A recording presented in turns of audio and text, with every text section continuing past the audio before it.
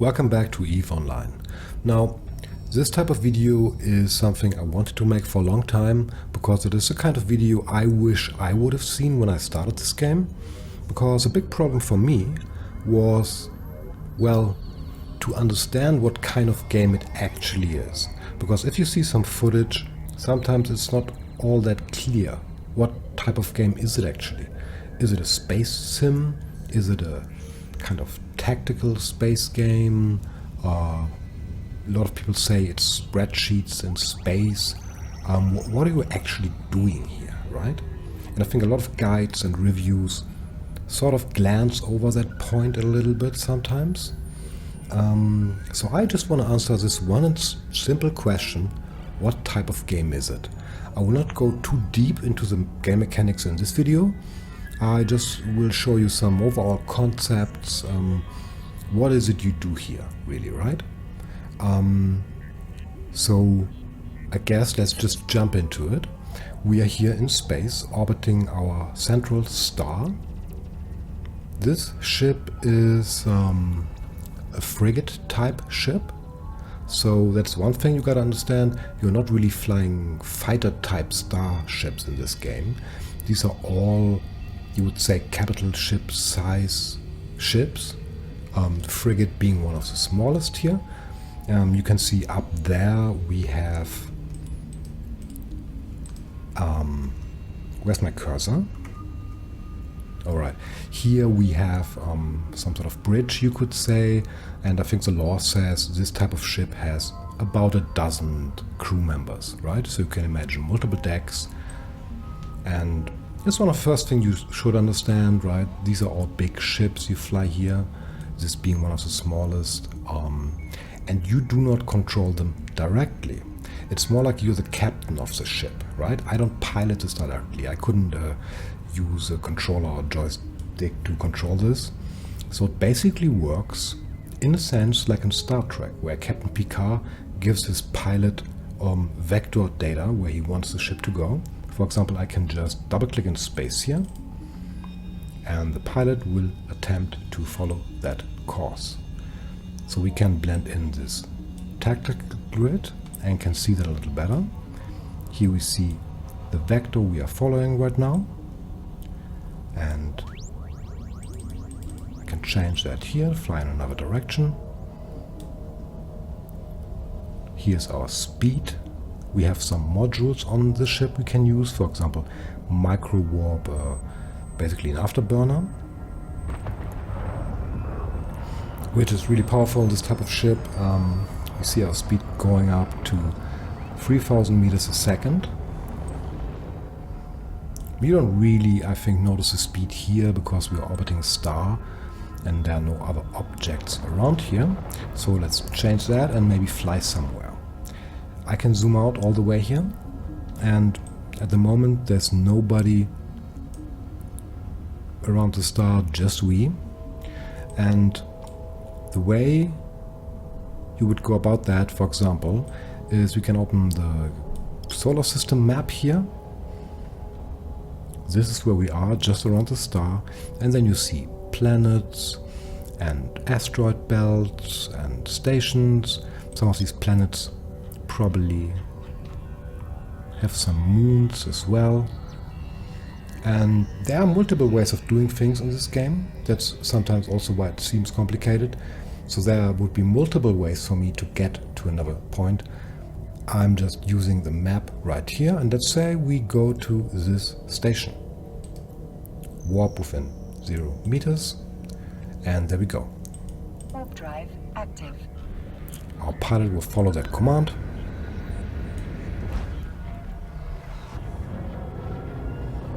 And we can see ourselves moving on the map. And the space in between is actually kind of real. You can go there. And I've never tried. You can probably, even without a warp drive, try to jump from one point to another. It would probably take weeks or something like that. I don't know. Here we are at a big kind of mining station. And here we have actually some objects in space that we could use to demonstrate like the movement a little bit. We have some stationary guns here. You can zoom into them. Everything in this game is kind of far away. And for example, let's assume this would be an enemy of mine. I could approach it with my micro warp drive. I should get there fairly quickly.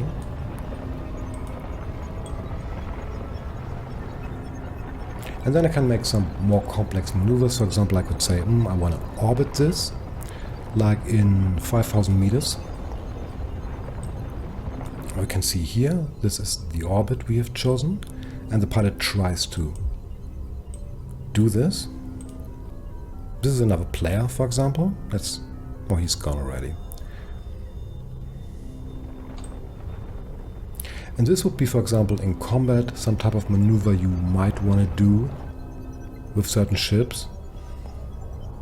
Now we are orbiting, and we said 5,000 meters, right? But we are so fast at the moment, we can shut that off actually. That we kind of sling a little bit out of it. For example, if you had a weapon that is good at 8,000 meters, right? Then this would be a good maneuver to circle an enemy and shoot at it.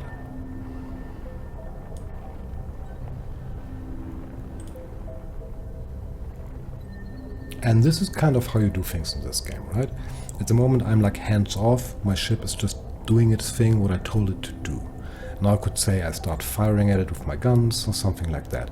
I won't do this because this is a system militia gun and it will probably take me apart. So let's not do that, I guess. Let's actually break our orbit here.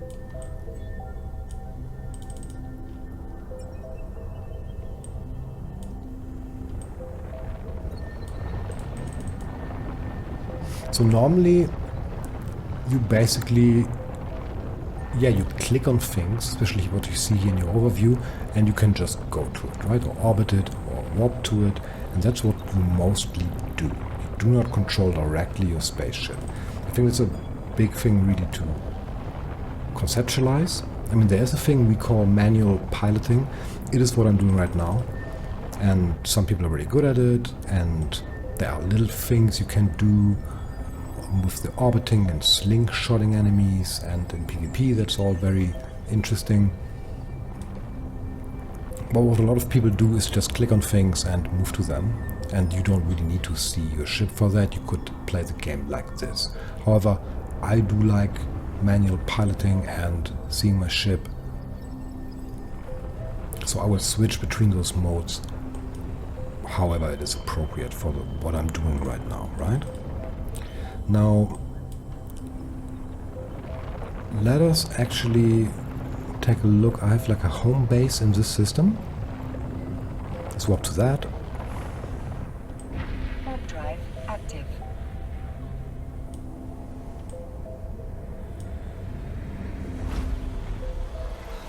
And I can show you a few more ships I have. And we can do a little combat maybe to, so we can see how that would work.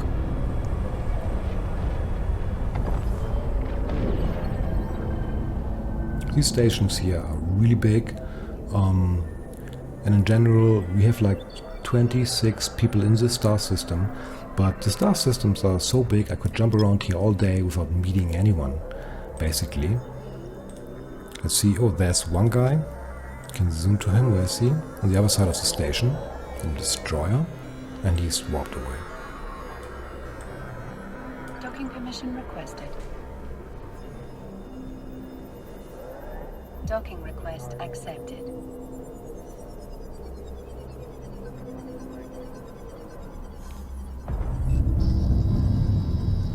Alright. This is one of my home stations. I stored a bunch of ships here and some stuff, let's say. This is another concept you gotta grasp. In this game you need to transport everything yourself, right? You cannot access things if they are somewhere else. And this gives rise to a player economy where people transport stuff with special transport ships. I have one here, for example. This is kind of a hauler.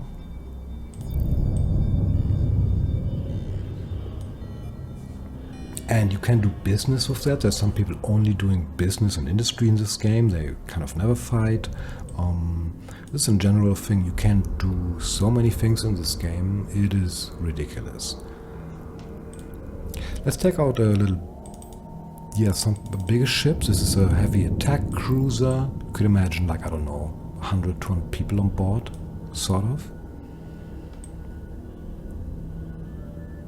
This is solely built for fighting. This is how that would look like if you build a ship. And this is one of the most essential points in EVE, I guess. This game is, I think, 10 or over 10 years old, and people still come up with new ways to build ships. Like every module here I put in myself, and there are basically an unlimited amount of fits you can do here. Like I said, even today people come up with new stuff.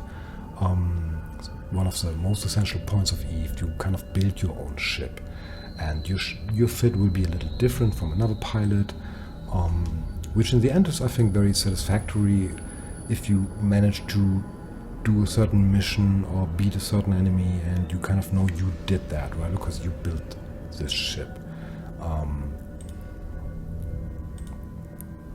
We got some drones here. Does the ship... Where's my ammunition? Because we use normal kind of guns. We need our ammunition. I think I put it into this ship. Yeah, I gotta buy some ammunition soon. We could take out this one as well. Why not? This is like the biggest ship I have right here.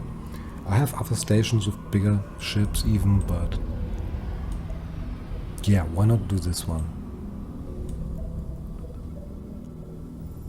Alright, one thing you can do in the game, and this is why I chose this station, you can work for NPCs. So this game in general, it doesn't have a main story really. Well, I guess there's one storyline you can play, but I never got around to it. This is a pure sandbox. You can do whatever you like in this game. One of those things is doing missions for agents. Let's say we click on her. And I don't really need to read all of that. It's because I've done a lot of these missions. It's accepted. This is like a combat mission, which I can use to show you the combat system. Let's get out of here.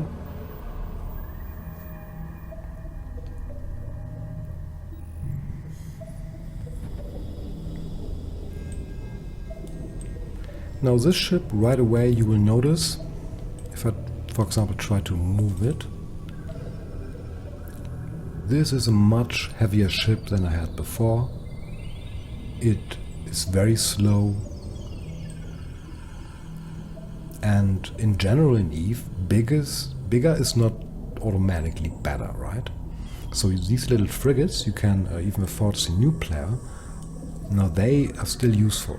For example, a little frigate could actually orbit this big ship and shoot at it, and I might not be able to hit it. Because this is all calculated, like the movement of ships, how fast they are, and stuff like that is calculated. The angular velocity and stuff like that. With this ship, for example, I have some medium rail guns, and they are not really optimal to shoot at little frigates, especially not if they orbit me. So a small ship might actually be able to destroy me. So we accepted this mission, which is in another star system, because as big as this star system is, there are literally thousands of them. This is the official map of EVE Online, and every dot represents one star system connected through gates. It is huge. And there are even more star systems, what we call Wormhole Space, which are not on the map right now. Wormhole Space is a very interesting thing I've done for a long time, because to me it is really the most fun I had in the game so far. You can imagine it's a vast network of star systems without gates. They are just connected by random wormholes, which reset every 24 hours. So you have to make your own map basically, and every day you gotta do that anew. But yeah, let's just say there's a lot of space here. So this is just one jump over. So what we do is we jump to the Stargate. Again, there are multiple ways of doing this. I could look here where this, for example, this is a Stargate. This is the wrong one, but this, for example. And I could warp to it from the map, or I can just do it from an overview, which is much easier. Now, this whole UI here, I kind of built myself in a way. I made a video guide especially for that part of the game. I can link that down below. Because this is the thing you gotta do eventually. All these little windows here, I arranged myself in the order they are now. The overview, these little tabs, what I see in them, right? I have a tab to see players, I have a tab to see NPC ships, like those, for example. These are Kaldari militia ships. And we jump through the Stargate, because I told it to do that automatically. And now we are in a different star system. This is much smaller, actually. This bubble, by the way, represents my scanning range. So I can press here, scan the system, and I see what's in it. I don't know exactly where it is, but this gives me a good overview of what kind of people and ships are in the system. Because the star system is so small, I can scan it all at once. What you can also do then, if you want to find out where these people are, I can change this here and then drag it around in space.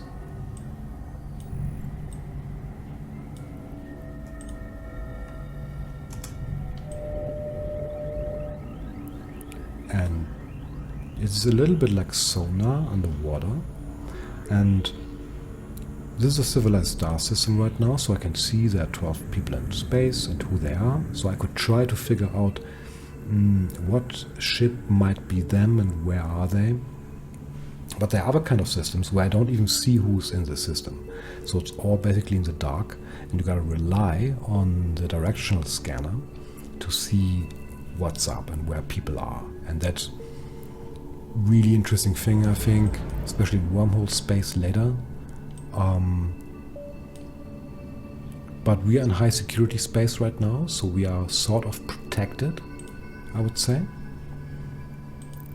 So another thing I could explain, but I don't want to hang out in space here for too long. The ship is kind of valuable, and who knows, maybe someone will attack it, even we are protected. Let's just jump away here to random planet. It's another method I could use. I could just click in space, put up this list here. I don't really need to have the map. Now we just jump into a random planet. In the meanwhile, I can explain the security system to you, which I think is something that works very well and probably better than in other MMOs, because this is basically a full loot hardcore MMO. And normally they don't really do well on the market, right? Because a lot of people don't really want to fight, and Eve, I think, solved this beautifully, where hardcore PvP people and PvE people can exist in the same game, and you can kind of choose what you want to do. How do you explain that best? Let me pull up the map here. Maybe we say I want to see security status. Now, here you see this system has 0.5 security status. Everything above that is a high security system and will be protected. What happens is basically, if I attack someone unlawfully without provocation, the police will come in and destroy me, right? Below 0.5, they won't come anymore and help me. And you can see that here in basically, everything orange and red. There's no protection here. Green and yellow is still protected. So these are the core empires where a lot of high-sec people are and do PvE, and they are normally not harassed there. And then if you want to venture out a little more in low security space, you can do that. But then you take the risk, right? Now, in general, what I kind of like is that people could still attack me now in high security space. If they wanted to, they could do that. There's nothing preventing them from that. But the police will come and destroy them. Now, there are some, I would say, some circumstances where that could be desirable. For example, if I have a hauler and I carry a lot of stuff, a lot of valuable stuff with me, right? It could be profitable for them to take a cheap ship, destroy me. They get destroyed themselves by the police, but they might destroy me first. And then they just get into their clone in another transporter and pick up my shit, and they made a profit. So this is still a thing. And if you carry a lot of high value stuff through high security space, you still gotta keep your eye out. But I think it is nicely balanced in a way there where new players won't really face that. If you're a new player, you don't have anything valuable, and it's not profitable for them to destroy you. So as a new player, you are really safe in high sec. And well, when you carry around 100 million in your cargo hold, well, at that point you know more about the game and you know what to look for, right? With that, let's warp to our mission location. And I can show you more of the combat, which basically functions the same way against a player than against NPCs.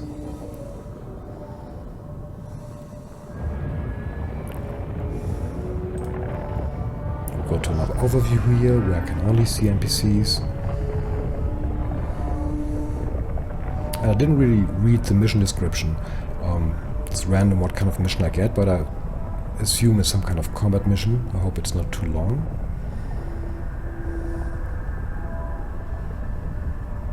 Even warping, this ship is much slower than the other one I had before. Okay, this doesn't seem to be too difficult. 4 ships here, 3 cruisers, 1 frigate. Let's target the frigate. We gotta target things before we can actually shoot at them or something. They are targeting me now. We have a little frigate here. 40 kilometers, I gotta check my weapons. Have a range of up to 60 kilometers, so I can shoot at it right away. And it's done. I can also boost my tracking and range with these modules which I put in. And now I shoot them. And what I can also do, I can launch some drones. And let's say I send my drones to this ship and I start to shoot the other one. They're shooting me a little bit. You see here some damage in my shields, but that's no problem at all. The ship is a little bit overpowered for this type of mission, I think. Not even moving, because I don't really need to against those guys. I could though. We also can change our ammunition type here. I brought different kind of ammunitions. They have different values or different ranges. And that was it. That was seriously the easiest mission I've ever seen. Normally they're a little bit more elaborated, visually as well. Sometimes they have some stations here or structures. But this gives you an idea, I guess, how that would work. I recall my drones, tell them to orbit me and escort me.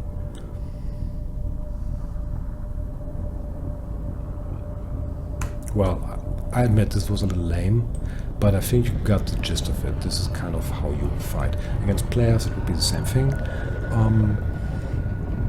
And then it's all about how you build your ships. What kind of modules do you have? So you can build this ship vastly different from someone else and give it special abilities with modules and different weapon types. Got some repair module here, but I'm not really damaged. It's just my shields here. So maybe return for now and go back to my home base. And as usually, I don't have a clock here. I don't know how long I've been talking. Don't want this to be too long. Yeah, I didn't go too in-depth here. Like I said in the beginning, I just wanted to give you an overview of what this is, what you can expect. I can't possibly talk about all of it because there are so many things you can do here now, besides flying around and shooting things, right? One major thing in this game is that everything you can buy was created by another player. This is a beautiful thing. The whole market is managed by players. So there are industrialists who produce things, there are miners who get the raw resources, there are traders who trade things from one station to another. You can be a smuggler, you can be a pirate, you can possibly be a pirate hunter. I don't know, you can do whatever you can imagine in this game. You can do it. There are people who just hang out in the markets and devising schemes to scheme people out of their money. And it's legit, because you can do everything in this game, right? Let's go back to home station here. Warp drive active.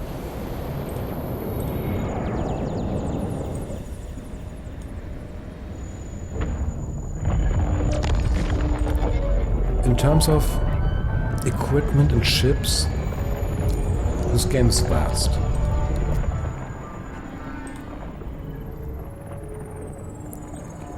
These are some of the ships you can fly. So it starts here with little frigates.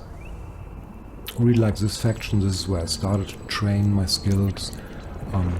They have cool designs, I think. A lot are kind of,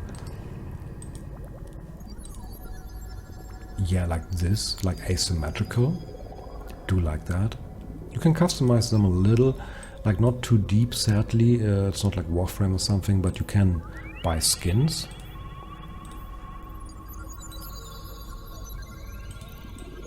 You got the destroyer class, a little bigger, cruisers, battle cruisers, battleships, and then carriers, dreadnoughts and titans, which are truly huge ships. I cannot really fly one. I also have not really a purpose for it, because as I said, bigger is not better. And if I don't even know what to do with this thing.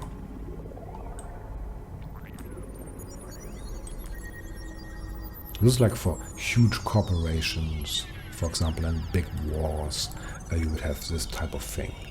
And all of this is just one faction, right? You have 4 other major factions and their ships are different. They're good at different things. The amount of choice here is ridiculous.